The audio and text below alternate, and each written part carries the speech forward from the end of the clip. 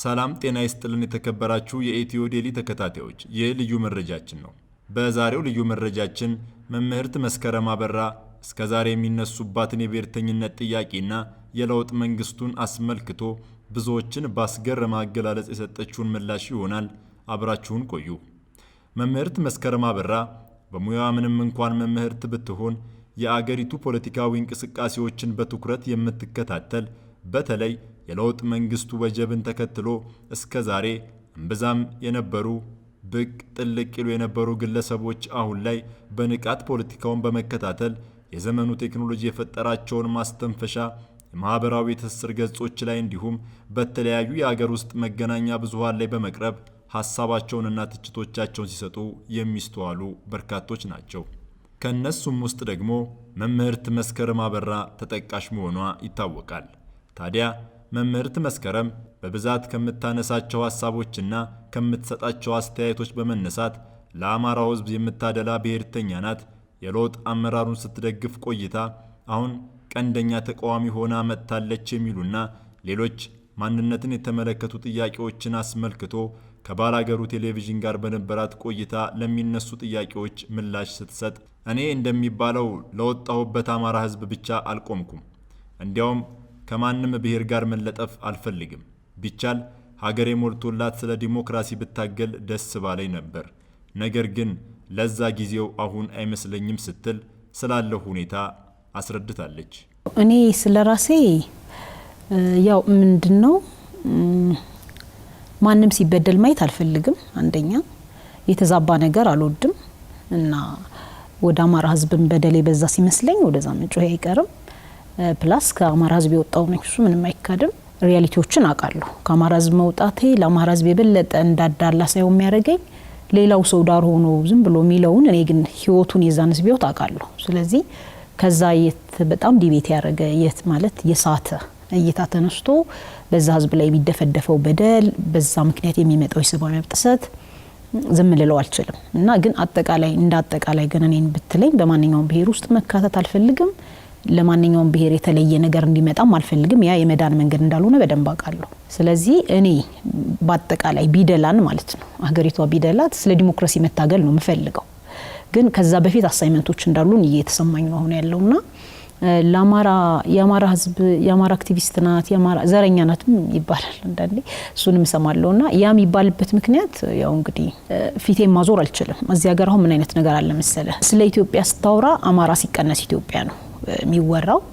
እንደገና ስለ ሰብአዊ መብት ስታወራ ከአማራ ህዝብ ሰብአዊ መብት ውጭ ያለ ሰብአዊ መብት ነው እየተባለ የሚወራው። ለምሳሌ አንድ ሰው የሌላ ብሔር ተወላጅ ሆኖ ስለ ራሱ ብሔረሰብ እያወራ ሴም ታይም ስለ ኢትዮጵያ ቢያወራ እንደ ቨርቹ ነው የሚታየው፣ እንደ መልካም ነገር ይታያል።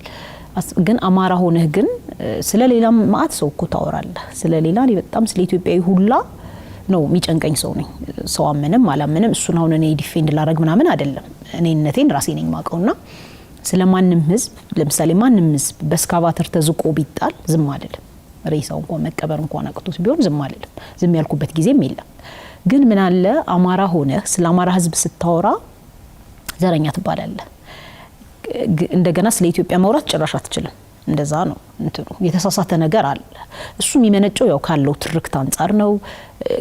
ይገባኛል። ስትራክቸራል የሆነም በጣም ጥቃቅን የሆኑም ነገሮች አሉ ያን ነገር መልቲፕላይ የሚያደርጉ በደንብ ነው የሚረዳው። አይገርመኝም እንደዚህ አይነት ነገር ቢባል። ግን እኔ ግን አላቆምም ያን ነገር እንዲተባለ ጉዳይ አይደለም። ምክንያቱም የኔ ጉዳይ ኢትዮጵያ ሰው ሁሉ እኩል የሚኖርባት ሀገር መሆን አለባት። አማራ ደግሞ ሰው ነው።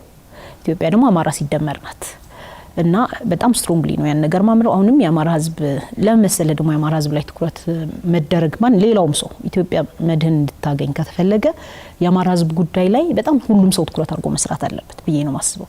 ይሄን ስል የአማራ ህዝብ ከሌላ ህዝብ ይበልጣል ማለቴ ሳይሆን የሀገሪቷ የፖለቲካ ቁልፍ የተቆለፈው በአማራ ህዝብ ፍረጃ ላይ ነው አሁን ያለንበት። ለምሳሌ ምን አለ መሰለ ብሔርተኝነቱ ይጥፋ ይላሉ፣ የዘር ፌደራሊዝሙ ይጥፋ ይላሉ፣ ህገ መንግስቱ ይሰረዝ ምናምን ሲሉ ሰማለሁ። ግን ህገ መንግስቱ የቆመው በምን ላይ ነው? ማለት የዘር ፌደራሊዝሙ የቆመው በምን ላይ ነው? በህገ መንግስቱ ላይ ነው። ህገ መንግስቱ የቆመው በምን ላይ ነው? በአማራ ጥላቻ ነው። አማራ በድሎኛል በሚል ተረክ ነው። ስለዚህ የዘር ፌደራሊዝሙንም ህገ መንግስቱንም መስተካከል አለበት ብለህ የምታስብ ከሆነ የሁሉ ነገር መሰረት ደግሞ የአማራ ጥላቻ ነው። የአማራ በዳይ ነው ተብሎ የተቀመጠው ስህተት ከሆነ ስህተት ነው፣ ልክም ከሆነ ቬሪፋይ ተደርጎ ነው መኬድ ያለበት እንጂ ከመሀል ከወገብ ተነስተ የምታደርገው ነገር የትም አይደርስም። ያንን በጣም ስለማምን ነው ስትሮንግሊ አማራ ህዝብ ላይ ያለው ነገር በደንብ መታየት አለበት ማለት ግን ያ አይፈልግም። እውነት እንዲወጣ ስለማይፈልግ አንተ ዘረኛ አንቺ ዘረኛ ምናምን በሚል ይሄ መንደር እንትን ሆኗል ፖለቲካችን። በሌላ በኩል ሶስተኛ ዓመቱን ሊደፍን ጥቂት የቀሩት የለውጥ መንግስት አጠቃላይ ውጤትን አስመልክቶ መምህርት መስከረም ከዚህ በፊት በነበራት ቆይታ የለውጡ የመጀመሪያ ዓመት የማደናገሪያ ነበር፣ ከዚያ በኋላ የመተካካት ስራን የተሰራው ማለታቸውን በማስታወስ የእስረኞች መፈታትና የሴቶች ወደ አመራርነት ቦታ በስፋት እንዲካተቱ መደረጉ ምኑ ላይ ነው ማደናገሪያነቱ በሚል ተጠይቀው እስረኞችን መፍታት የተጀመረው ከለውጡ በፊት በአቶ ኃይለማርያም ደሳለኝ አስተዳደር የተጀመረ ነው በማለት የለውጡ መንግስት ደግሞ ከቀድሞ የተሻለ መሆኑን ለማሳየት እንደ አቶ አንዳርጋቸው ጽጌ የመሳሰሉ የፖለቲከኛ እስረኞችን ባይፈታ ማንም እንደማይቀበለው ስላመነ ነው ሲሉ የሴት ሚኒስቴሮች በብዛት በሞሉባት ሴቶች የታገቱባት አገር ናት ሲሉ ከኤርትራ ጋር የተደረገውን ስምምነት እንደሚቀበሉ አያይዘው ይመልሳሉ። የተጀመረው ይሄ ለውጡ ሳይመጣም በፊት ነው። እሱ ደግሞ የህዝብ ትግል ውጤት ነው። እኔ መጀመሪያ ማደናገር የለብንም፣ ለይተን ማየት አለብን። እስረኛ ካልፈታ የመንግስት አይቀጥልም ነበር፣ ምንም ጥያቄ የለው። ራሱን የተለየ አድርጎ ማቅረብ ነበረበት።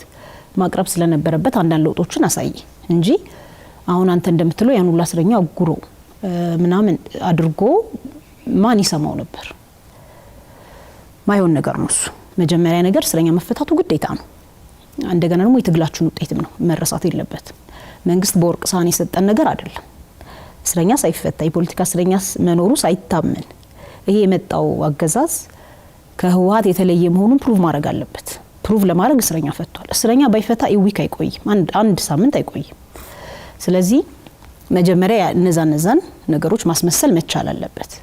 እስረኛ የተፈታው ደግሞ መንግስት በጣም ስለሚራራልንና በጣም እንትን ስላለን አይደለም፣ የራሳችን ትግል ውጤትም ነው። መጀመሪያ ሜን ጌቱ ምንድነው? ለምሳሌ አሁን ያሉ ፖለቲካ ፓርቲዎች አሉ፣ ግንቦት ሰባት ምናምን ቅድሚያ ያስቀመጡት እሱን ነው። ስለዚህ የፖለቲካ ፓርቲዎችን ለመጥራት እስረኛ መፈታት ግዴታ ነው። እሱን ደግሞ ወያኔም ብሏል፣ እኔም ማምኜበት ነበር ብሏል።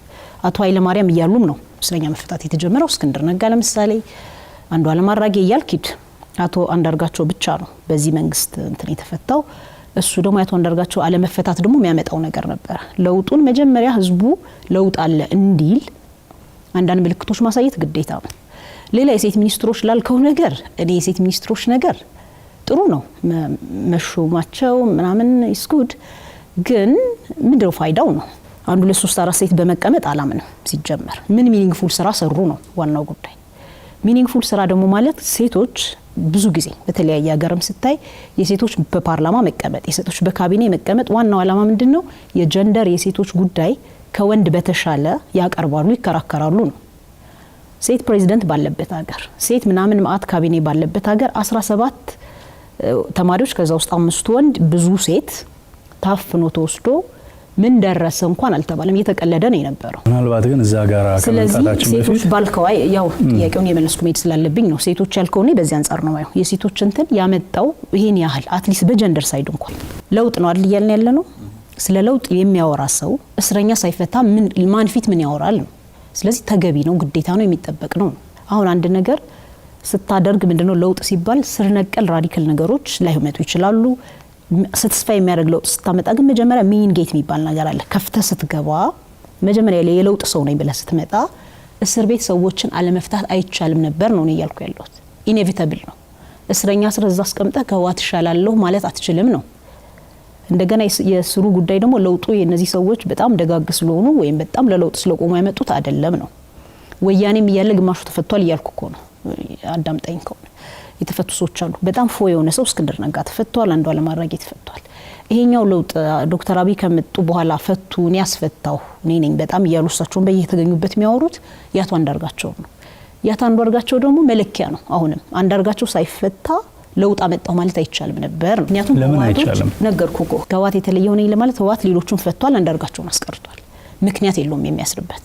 አሸባሪ ነው ምናምን ነው ያው ለምን ያው ዲሞክራት ስለሆነ ማለት ነው። ይሄ ደግሞ ዲሞክራሲያዊ ነኝ ለውጥ ይዤ መጥቻለሁ ለማለት አቶ አንዳርጋቸው መፍታት ግዴታ ነበር። ማሳያ ነው ያ ነው። ኤርትራ ምናምን ላልከው ክሬዲት አለኝ እኔ ሁሉ ጊዜ ማወራው ነገር ነው እሱ። ስለ ኤርትራ ምንም ስል ሰምታኝ ምታውቅ አይመስለኝም። እንደውም በኤርትራ ላይ የተደረገው ነገር ኖቤል መሸለሙ በጣም ጥሩ ነገር ነው።